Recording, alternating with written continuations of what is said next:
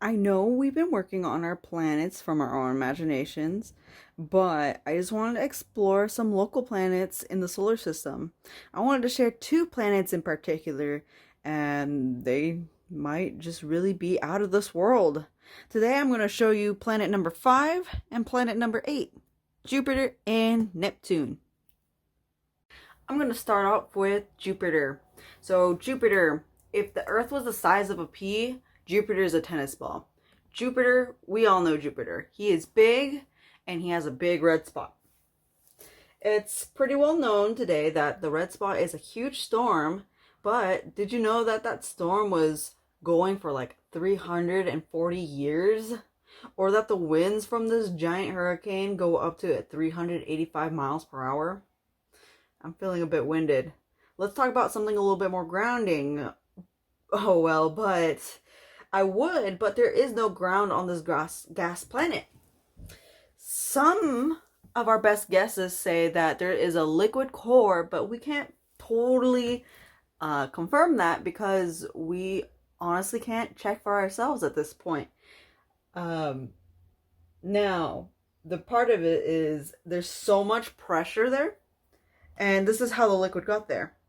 The gas was compressed down so tightly that it had no choice but to become liquid. Now, that kind of blows my mind and my head is spinning. Speaking of spinning, Jupiter spins so fast on Earth, we know that it takes 24 hours to have a whole day. But on Jupiter, it only takes 9 hours. Next up is the 8th planet, Neptune. Now, we all know that it's blue. And the reason why it's blue is that it's the color of the gases that it has. Neptune is so far away that the outside surface of it is really cold. So the sun doesn't really get it to warm up, and so it's extremely cold, colder than anything on Earth. But it's not just a ball of ice. Here's the thing. If you go past its icy layers, Neptune suddenly becomes super hot. Like hot as the sun hot. The reason why Neptune gets so hot is the same deal with Jupiter and its pressure. The pressure gets so high that everything gets hot because everything's so close together. You know, if like a room with people were all together, it starts to get really kind of hot and musty in that room, and not my kind of scene. But all jokes aside, if you were to go past those freezing clouds and somehow get onto Neptune's rocky core, and it's because it's so much pressure it becomes rocky, you would see some crazy stuff down there. Now, one of the gases that Neptune has is carbon. And because of the pressure, that carbon turns straight into diamonds. And even crazier, in my opinion, is that it snows diamond and other crazy other elements.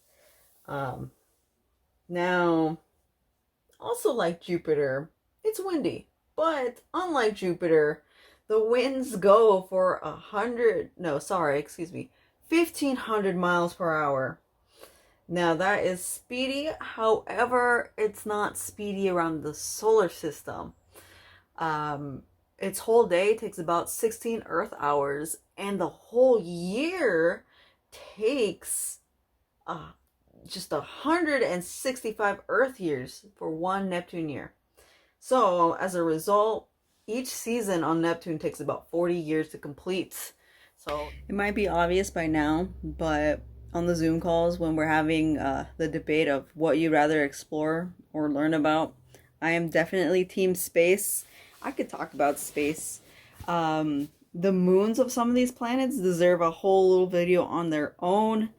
A lot of these planets have their own moons. I believe Jupiter has like about 65. Neptune has some amazing moons as well. Some of them people think are actually livable on, which is amazing. Saturn's not the only one with rings. Move over, Saturn. Jupiter's got about 4 rings. Neptune has about 5 rings. But in general. It's all fun games. I hope that you guys all learned something. We learned a lot about how windy and crazy weather is on other planets. Time and rain, it still blows my mind. Um, we learned about their time of days, and lastly, just other random miscellaneous fun facts. I hope you guys take this and get more curious and decide to learn more about these planets around us. I'll catch you guys later.